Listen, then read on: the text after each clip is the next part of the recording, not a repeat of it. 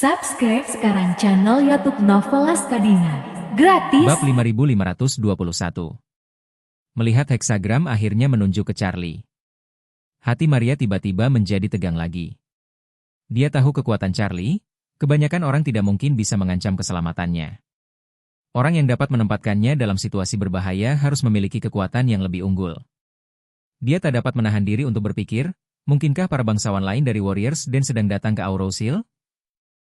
Pasti begitu. Kalau tidak, Charlie tidak akan mengingatkanku untuk berhati-hati.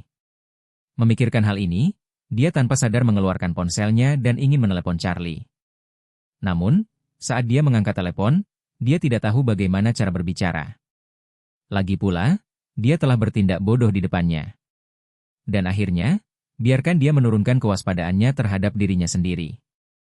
Jika dia mengambil inisiatif untuk memperingatkan saat ini, dia takut dia akan curiga lagi. Namun, setelah memikirkannya, Maria masih merasa bahwa dia harus memperingatkannya.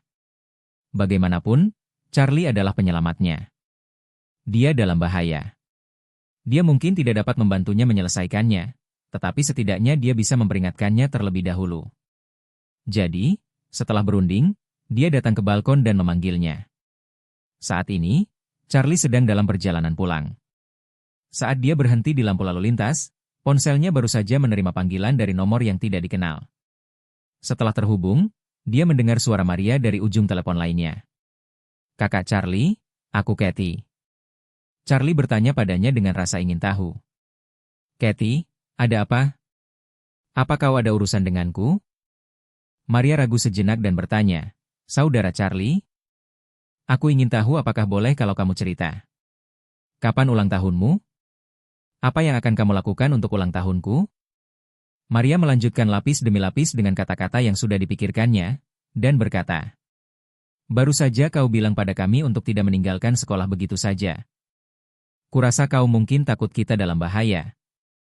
Jadi aku melakukan ramalan untuk diri kita sendiri." "Ramalan?"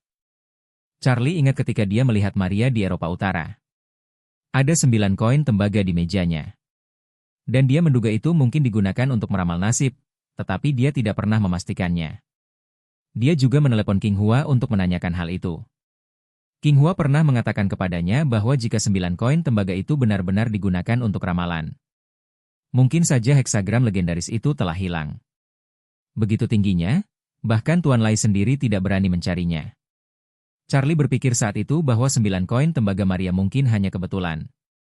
Namun kini tampaknya dia benar-benar ahli dalam gosip kitab perubahan. Namun dia masih berpura-pura penasaran dan bertanya padanya. "Kathy, apakah kamu tahu cara meramal?" Dia tersenyum dan berkata, "Seharusnya tidak begitu misterius, kan?" Maria tersenyum kecil, dan berkata, "Aku tidak tahu apakah ini benar-benar misterius." Kemudian, dia kembali mengalihkan perhatiannya ke topik ulang tahun Charlie. Dan dilanjutkan, "Saudara Charlie, apakah Anda bersedia memberitahu saya tanggal lahir Anda, dan saya akan menghitungnya untuk Anda?" Charlie tidak merasakan ada yang salah saat ini. Maria memahami ritme progresif keterampilan berbicaranya dengan sangat baik. Dia tahu semua informasi tentangnya. Tapi dia masih menelepon untuk menanyakan tentang ulang tahun Charlie. Hanya untuk menciptakan perasaan bahwa dia tidak pernah menyelidiki Charlie sama sekali. Dan biarkan dia percaya bahwa dia hanya ingin membuat perhitungan untuknya. Itulah sebabnya dia menelepon untuk menanyakan tentang ulang tahunnya. Bab 5522.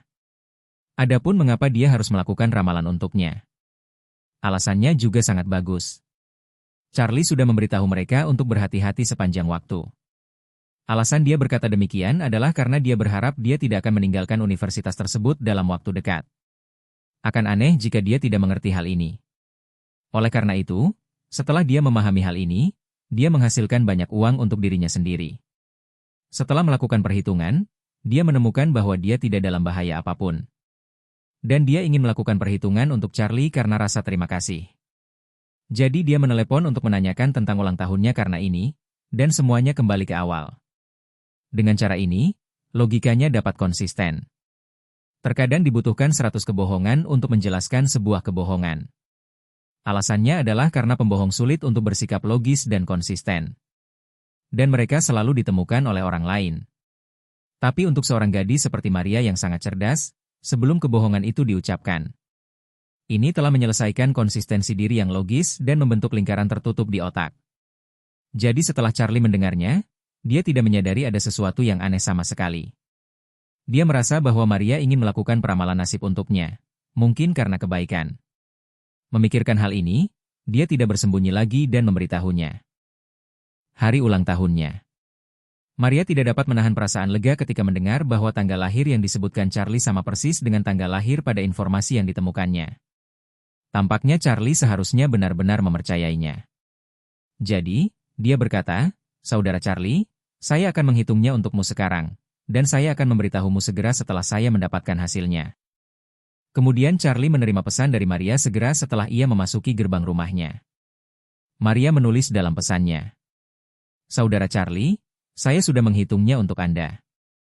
Heksagram ini menunjukkan bahwa Anda mungkin menghadapi bahaya yang sangat serius dalam waktu dekat. Bahaya datang dari utara, dan tidak ada cara untuk mengatasinya. Kamu harus berhati-hati di waktu mendatang." Charlie tidak bisa menahan cemberut ketika dia melihat pesan ini. Alih-alih keluar dari mobil, dia malah membalas pesan itu dan bertanya, "Apa maksudnya tidak bisa diselesaikan? Tidak bisakah kau menghindarinya?" Maria menjawab, "Ya, tidak ada cara untuk menyelesaikannya, kau hanya bisa menghadapinya." Ekspresi Charlie tiba-tiba membeku. Dia punya firasat bahwa apa yang dikatakan Maria pasti bukan rekayasa belaka. Dikombinasikan dengan latar belakang identitasnya yang misterius. Pemahaman dan penguasaannya terhadap gosip I Ching mungkin benar-benar melampaui King Hua.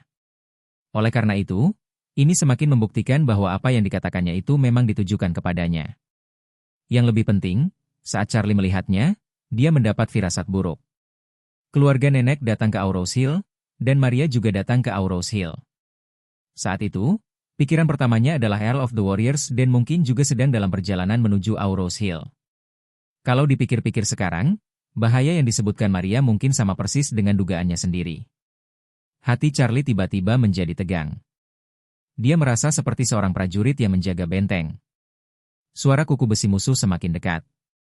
Tetapi dia tidak tahu apakah harus menjaga tembok timur atau tembok barat.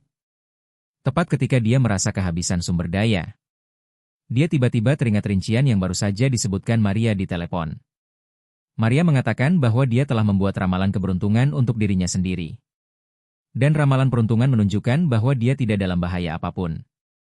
Dengan cara ini, yang harus dia jaga adalah istri dan kakek neneknya. Kakek, nenek, dan seluruh keluarga berada di Wanliu Mountain Villa. Dengan banyaknya orang yang datang dari Amerika Serikat, sangat sulit untuk tidak diperhatikan oleh mereka yang tertarik. Oleh karena itu, Charlie menyimpulkan bahwa jika pihak lain datang ke Aurous Hill, sasarannya seharusnya keluarga dari pihak ibunya. Bab 5523. Dari sudut pandang Charlie, meskipun Warriors dan kemungkinan besar akan datang untuk kakek dan nenek. Karena Maria mengatakan bahwa dia dalam bahaya, itu berarti dia mungkin harus melalui pertempuran sengit. Charlie tidak takut dengan pertempuran sengit. Sejak dia cukup beruntung untuk bertahan hidup saat berusia 8 tahun, dia tahu bahwa setiap hari yang dia jalani adalah hasil usahanya. Yang ditakutkannya ialah kalau kakek neneknya dan istrinya dalam bahaya di waktu yang sama, ia tidak akan dapat membagi dirinya. Saat memikirkan hal itu, hal pertama yang terlintas di benaknya adalah mencari cara agar Claire mau meninggalkan Aurous Hill terlebih dahulu. Jika Claire tidak ada di Aurous Hill, dia tidak akan punya kekhawatiran dan bisa berkonsentrasi melindungi kakek neneknya. Namun, Charlie tidak dapat memikirkan cara untuk membuat Claire meninggalkan Aurous Hill tanpa keraguan.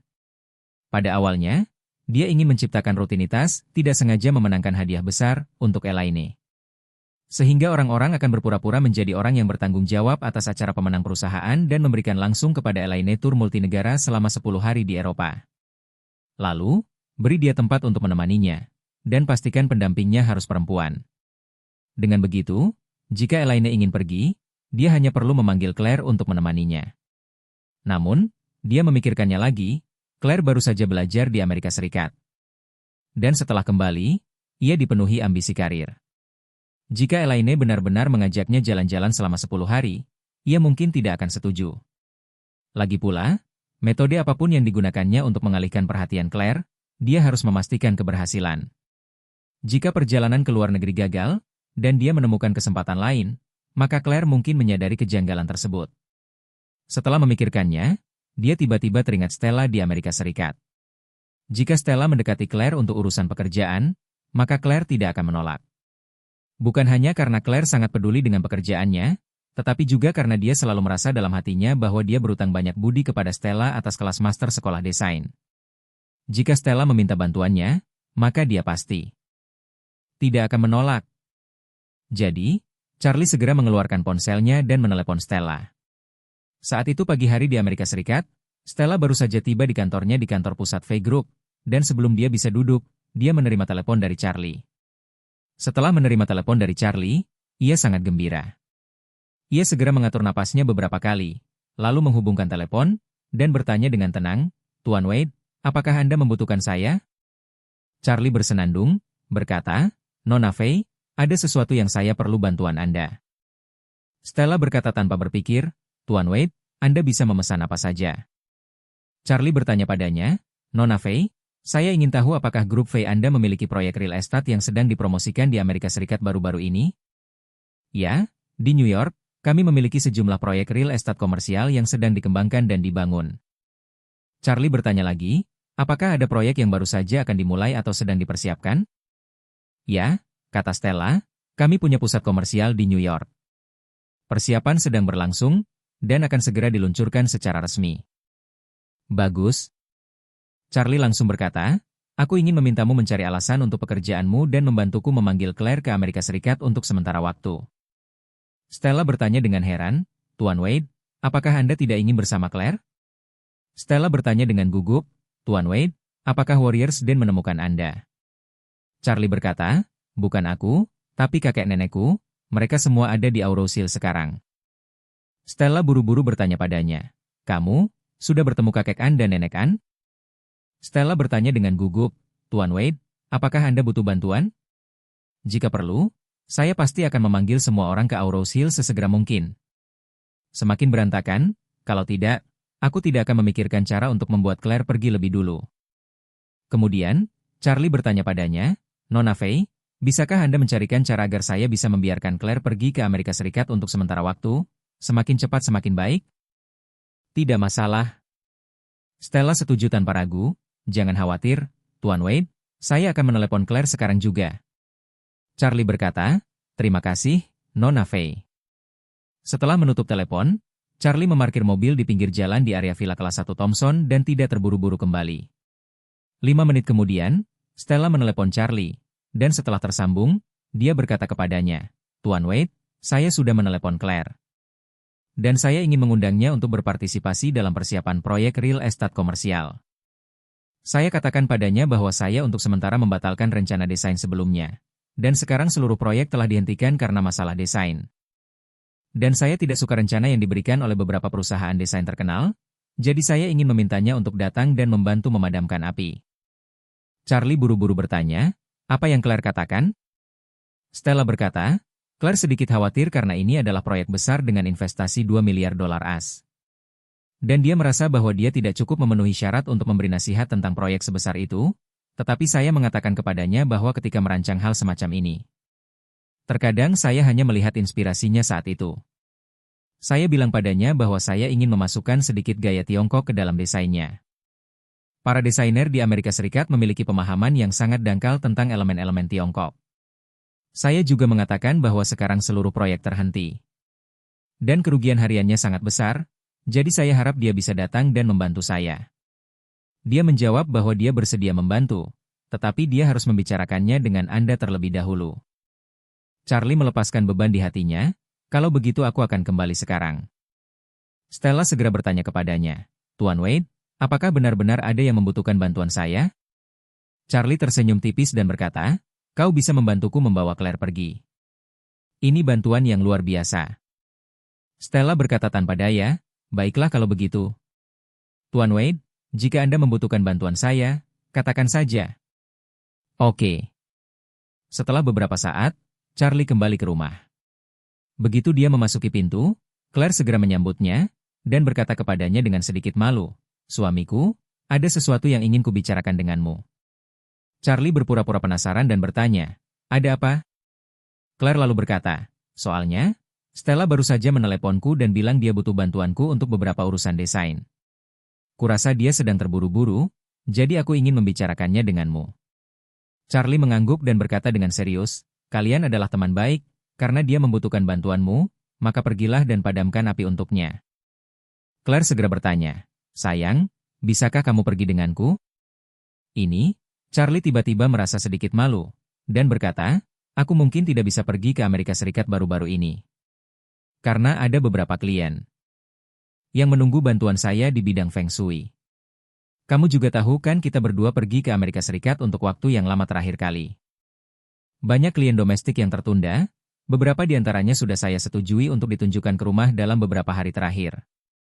Claire berkata dengan ekspresi kecewa, tapi ketika aku berpikir untuk pergi sejauh ini ke Amerika Serikat, aku masih merasa sedikit enggan berpisah denganmu. Bab 5524.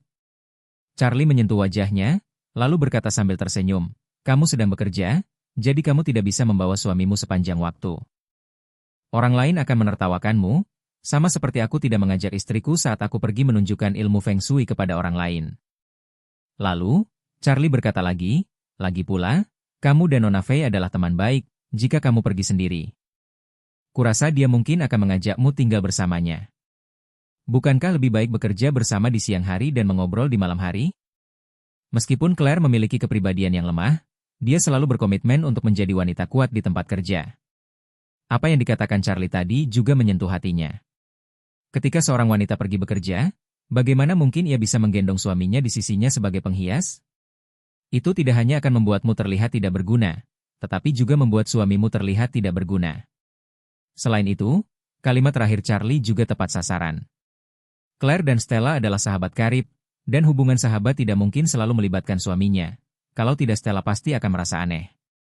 Memikirkan hal ini, dia tidak punya pilihan selain menganggukkan kepalanya, dan berkata kepada Charlie dengan nada meminta maaf. Suamiku, kalau begitu, aku hanya bisa pergi sendiri. Selama aku tidak di Aurous Hill, kamu harus menjaga dirimu baik-baik. Bantu aku mengurus orang tuaku. Jangan khawatir. Charlie bertanya sambil tersenyum. Ngomong-ngomong, istriku, bukankah kau sudah memberi Nona Fei jawaban yang jelas? Claire mengangguk, sudah kubilang padanya, aku perlu membicarakannya denganmu sebelum membalasnya. Charlie tersenyum dan berkata, kalau begitu, kamu bisa langsung meneleponnya sekarang dan bilang semuanya baik-baik saja. Kamu bisa pergi ke Amerika Serikat. Claire bersenandung dan berkata, kalau begitu aku akan meneleponnya kembali sekarang. Kemudian, dia mengeluarkan ponselnya dan menelepon Stella. Di ujung telepon yang lain, Stella bertanya dengan tidak sabar, Claire, apakah kamu sudah memberitahu Tuan Wade? Claire berkata, aku sudah membicarakan ini dengan Charlie, dan aku serahkan urusan keluarga padanya. Aku akan datang ke Amerika Serikat sesegera mungkin. Sampai jumpa. Bagus, kata Stella segera, aku akan menyuruh seseorang mengirim jet bisnis jarak jauh ke Aurous Hill, dan mencoba tiba di Aurous Hill sebelum fajar besok. Agar kamu bisa berangkat ke bandara pagi-pagi sekali. Claire bertanya dengan heran, secepat itu? Ya, kata Stella tanpa daya, jujur saja, ini sangat mendesak untuk diungkapkan sekarang. Proyek saya sudah ditutup selama 1 hari, dan kerugiannya puluhan juta dolar. Kalau terus berlanjut, saya tidak akan punya muka untuk bicara dengan para pemegang saham. Stella menghentikan sementara proyeknya, dan kerugian hariannya memang dihitung hingga puluhan juta dolar, tetapi kerugian besar sesungguhnya bukan di sini. Kerugian besar yang sesungguhnya adalah ia harus menghapuskan semua rencana desain sebelumnya, dan persiapan terkait, kerugian langsung di area ini lebih dari 100 juta dolar AS. Namun, bagi keluarga Fei, uang sebanyak ini tidak berarti apa-apa. Di mata Stella, jangankan 100 juta dolar AS, selama Charlie bertanya, bagaimana kalau 100 miliar dolar AS? Oleh karena itu, kerugian ini tidak hanya tidak relevan baginya, tetapi dia bersedia membayarnya. Ketika Claire mendengar ini, dia secara alami tahu bahwa dia tidak bisa membuang waktu lagi, jadi dia berkata tanpa ragu-ragu. Lalu aku akan kembali dan mengemasi barang-barangku sebentar lagi, dan aku akan pergi ke bandara besok pagi. Lalu, dia teringat sesuatu, dan berkata cepat, ngomong-ngomong, Stella, kamu tidak perlu repot-repot menggunakan jet bisnis apapun. Saya akan memeriksa tiketnya, jika ada penerbangan besok pagi, saya akan membeli tiket dan terbang ke sana.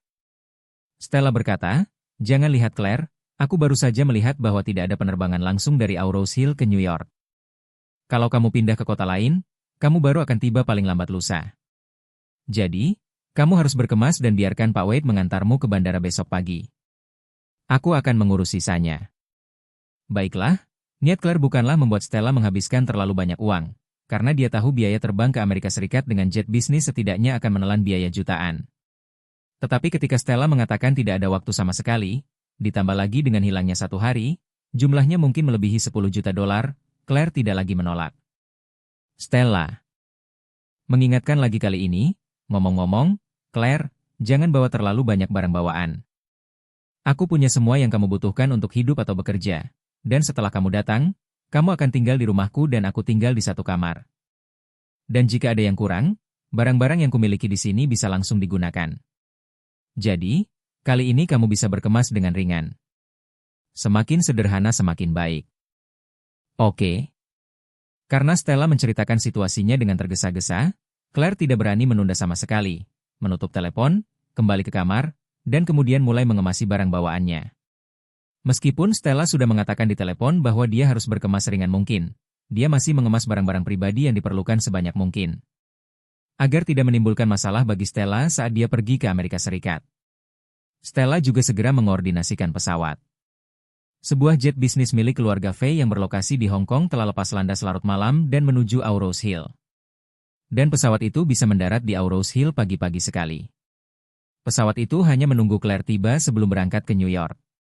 Karena Stella sudah menyiapkan latar belakang untuk pemadam kebakaran, Claire juga merasa waktunya sempit. Dan berencana untuk berangkat ke bandara segera pukul 6 besok pagi. Tidak akan ada kemacetan lalu lintas di Aurous Hill pada pukul 6, dan bandara dapat dicapai dalam waktu setengah jam. Jika prosesnya cepat, dia mungkin bisa naik pesawat dan lepas landas pukul 7. Berpikir untuk pergi ke Amerika Serikat ribuan mil jauhnya, meskipun Claire sangat enggan untuk menyerah pada Charlie. Ia tak punya pilihan lain. Lagi pula, Stella telah banyak membantunya, dan ia selalu ingin mencari kesempatan untuk membalas budi ini. Pada saat ini, Charlie akhirnya menghela napas lega, dan rencana untuk memecat Claire dianggap tercapai. Setelah suami istri itu mengemasi koper mereka bersama-sama, Charlie tiba-tiba teringat sesuatu dan bertanya pada Claire. Sayang, apakah kamu ingin menceritakan perjalananmu kepada orang tuamu? Claire setelah memikirkannya, dia menggelengkan kepalanya dan berkata, lupakan saja. Jika aku memberitahu ibu bahwa aku akan pergi ke Amerika Serikat lagi, mungkin dia akan repot-repot pergi denganku. Aku tidak akan berlibur ke Amerika Serikat. Bagaimana aku bisa membawanya? Jadi, kamu akan mengantarku ke bandara besok pagi, lalu memberitahunya setelah aku naik pesawat. Dan kemudian saya akan mengatakan bahwa pergi ke Amerika Serikat adalah keputusan sementara malam ini. Karena aku pergi pagi-pagi dan terburu-buru, jadi aku tidak memberitahunya. Bahkan jika dia ingin pergi, dia tidak akan punya kesempatan. Charlie mengangguk, dia juga khawatir Elaine akan mengikutinya seperti plester anjing. Jika dia menyebabkan masalah pada Claire saat mereka tiba di Amerika Serikat, maka Claire tidak akan bisa menyelesaikannya. Malam ini, Charlie berbaring di tempat tidur tanpa tidur. Meskipun dia tahu musuhnya sudah dekat, dia tidak panik sedikit pun. Dia bahkan samar-samar menantikan sang Earl yang akan datang pada jeda berikutnya. Sejak dia memperoleh 9 kitab suci surgawi yang mendalam, dia tidak pernah bertemu langsung dengan orang kedua yang telah menguasai energi spiritual. Terakhir kali Earl pertama dibasmi, dia juga memimpin dari jarak jauh di Aurous Hill dan membunuhnya dengan artileri jarak dekat di Siprus. Kali ini, dia tahu betul bahwa dia pasti akan berhadapan langsung dalam pertempuran sengit dengan seorang bangsawan dari Warriors Den. Sekarang setelah dia tidak lagi khawatir mengenai masa depan, jauh di dalam hatinya, dia memiliki beberapa harapan untuk pertempuran sengit ini. Musuh-musuh sebelumnya semuanya terlalu lemah jika dibandingkan. Kali ini adalah kesempatan terbaik untuk menguji kekuatannya sendiri. Meskipun Maria mengatakan bahwa dia dalam bahaya, dalam pikiran Charlie, dia memiliki peluang tertentu untuk memenangkan pertempuran sengit ini. Hal ini terutama karena dia tahu bahwa dirinya belum terekspos, dan musuh mungkin akan mengguncangnya dan membiarkan Arvin meletakkan lonceng. Dengan cara ini, sekalipun musuh berada di tempat terbuka dan dia di tempat gelap, tentu saja peluang menangnya lebih besar. Bab 5525. Hari berikutnya. Charlie dan Claire bangun saat fajar. Memanfaatkan Jacob dan Elaine yang tidak bangun, mereka bersiap-siap pada pukul 6 dan berkendara ke bandara. Kali ini adalah pertama kalinya Charlie dan Claire bepergian sendirian selama bertahun-tahun pernikahan mereka. Meski keduanya merasa enggan dalam hati, mereka berdua tahu bahwa mereka tidak punya pilihan selain pergi kali ini. Charlie ingin memastikan keselamatan Claire dan mengirimnya ke Stella, yang pasti akan menjaganya dengan baik. Dan Claire merasa bahwa dia harus membantu Stella menyelesaikan kebutuhan mendesaknya. Jadi dia hanya bisa berpisah sementara dari suaminya untuk jangka waktu tertentu. Di bandara, mata Claire merah, dia memeluk Charlie dengan lembut, dan bergumam. Suamiku, aku tidak tahu berapa lama aku akan berada di Amerika kali ini, tapi akan sulit bagimu di rumah. Charlie mengelus punggungnya dan menghiburnya, dengan suamimu di sini, jangan khawatir, aku akan menjaga orang tuamu. Claire menasihati, yang terpenting adalah menjaga diri sendiri, jangan selalu berpikir untuk membantu orang lain dengan Feng Shui. Baiklah, baiklah. Charlie tersenyum kecil, dan berkata dengan lembut, kamu juga, ketika kamu tiba di New York. Jangan selalu memikirkan pekerjaan, perhatikan keseimbangan antara bekerja dan istirahat. Claire menyeka air matanya pelan-pelan, lalu berkata dengan enggan, suamiku, kalau begitu aku akan masuk. Oke. Charlie mengangguk dan berkata sambil tersenyum, beritahu aku segera setelah kau mendarat. Oke. Charlie memperhatikan Claire memasuki pemeriksaan keamanan. Setelah dia menyelesaikan pemeriksaan keamanan dan meninggalkan saluran pemeriksaan keamanan, dia berbalik dan pergi. Saat itu baru pukul 6:30, Charlie tidak pergi terburu-buru tetapi datang ke ruang kedatangan bandara. Karena masih terlalu pagi, hanya sedikit orang yang menunggu di sini untuk mengambil pesawat. Dan Charlie melihat salah satu pria memegang jimat di pintu keluar. Charlie sedikit lega. Dari sudut pandang saat ini, apa yang diatur Irvin sangat dapat diandalkan. Charlie tetap tenang, dan diam-diam datang ke layar besar di bandara dan berhenti untuk menonton. Penerbangan paling awal dari Aurous Hill akan lepas landas 10 menit kemudian, sedangkan penerbangan paling awal yang datang baru akan mendarat pukul 8. Dalam daftar penerbangan masuk, sebagian besar keberangkatan berasal dari kota-kota besar di Cina, dan beberapa berasal dari kota-kota luar negeri lainnya. Charlie tidak tahu apakah musuhnya akan tiba dengan pesawat, atau dari mana musuhnya akan datang, tapi dia tahu satu hal. Artinya, mulai sekarang, dia akan ditempatkan di Aurous Hill, dan dia tidak akan memiliki kekhawatiran lagi. Dia mengepalkan tangannya dan bersumpah dalam hatinya, tidak peduli siapapun itu, jika dia ingin terus menyerang kakek nenekku di kota tempat orang tuaku dibunuh secara brutal 20 tahun yang lalu. Aku, Charlie, akan bertarung sampai mati dan bertarung dengan nyawaku. Dia menatap lagi ke arah penerbangan yang datang di bandara dengan mata tajam, berbalik, dan melangkah pergi. Saat ini, East Cliff. Saat itu pukul 6:30 pagi, dan Bandara Internasional East Cliff jauh lebih ramai daripada Aurous Hill. Karena kepadatan penerbangan berangkat East Cliff mulai berangkat satu demi satu pada pukul 6:10 pagi. Jermo, yang mengenakan gaun panjang, berjalan memasuki aula keberangkatan domestik Bandara East Cliff, warga Tionghoa perantauan dari Argentina. Di bawah tekanan tuannya, dia membeli penerbangan paling awal ke Aurous Hill hari ini. Pesawat lepas landas pukul 8 dan penerbangan diperkirakan memakan waktu 1 jam 40 menit. Setelah menyelesaikan prosedur check-in, Jermo menutup matanya dan beristirahat di ruang tunggu kelas 1, menunggu boarding. Namun, jantungnya yang telah berdetak selama 156 tahun. Entah kenapa, selalu sering mogok tanpa alasan pada saat ini, kadang tiba-tiba terlalu cepat, kadang tiba-tiba terlalu lambat, bagaikan roller coaster dengan rasa takut yang tak kunjung hilang. Jermo tahu bahwa perilaku abnormal ini disebabkan oleh kegugupannya. Meskipun dia tidak pernah merasa gugup selama bertahun-tahun, dia masih ingat dengan jelas bahwa dia dulu selalu seperti ini setiap kali merasa gugup, dan itu merupakan kebiasaan yang terbentuk dari masa kecil hingga remaja. Pada saat ini, dia tidak dapat menahan diri untuk mengingat perjalanan hidupnya yang panjang. Di masa kecilnya, ia hidup di era tragis ketika ia kehilangan kekuasaan dan mempermalukan negara. Tidak ada cukup makanan, tidak ada pakaian hangat, serigala di mana-mana, dan harimau serta macan tutul di mana-mana. Sedangkan dirinya sendiri, dia tidak dapat menghitung berapa kali dia berjuang dari ambang kematian. Dia hanya ingat bahwa setiap kali saat kritis hidup dan mati tiba, jantungnya akan naik turun seperti sebelumnya, disertai rasa sakit dan berdebar-debar. Saat itu, ia memasuki kuil Changyun dan menjadi pendeta Tao hanya untuk menghindari api perang, makan enak, dan bertahan hidup. Saat itu dia mempelajari Taoisme agar bisa bertahan hidup dan tidak mati kelaparan. Namun setelah ia masuk sekolah Tao, ia menyadari bahwa apa yang dikejar Taoisme bukanlah sekedar hidup, melainkan hidup selamanya. Setelah puluhan tahun mengolah Tao, meskipun ia menyentuh pintu umur panjang, ia masih belum bisa memahami maksudnya. Akhirnya, ia meninggalkan kampung halamannya di usia yang langka untuk menemukan jalan panjang umur yang sesungguhnya. Sejak ia menguasai aura, selama bertahun-tahun, Jermo tidak pernah merasakan ketegangan yang sama seperti sebelumnya. Hingga hari ini, setelah lebih dari 100 tahun, dia sekali lagi merasakan kegelisahan antara hidup dan mati. Dia tidak bisa menahan diri untuk berpikir dalam hatinya, mungkinkah akan ada bencana saat aku pergi ke Aurous Hill kali ini? Memikirkan hal ini, dia segera menggelengkan kepalanya, dan menghibur dirinya sendiri dalam hatinya. Seharusnya tidak. Bagaimana mungkin ada raksasa yang bisa menyakitiku di Aurous Hill? 20 tahun yang lalu, Chang Yingwei dan Margaret An, yang hidup menyendiri di sini, rentan terhadapku. Kali ini, aku akan menghabisi keluarga An di Aurous Hill, dan tak seorang pun bisa menyakitiku. Berbicara tentang ini, sudut mulutnya berubah menjadi lengkungan yang kejam dan lucu, dan dia mencibir dalam hatinya. Ada juga putra tunggal Margaret dan Chang Ying, yang melarikan diri secara kebetulan 20 tahun yang lalu. Kali ini, aku akan mengirim dia dan keluarga kakek neneknya untuk bertemu dengan orang tua yang berumur pendek itu.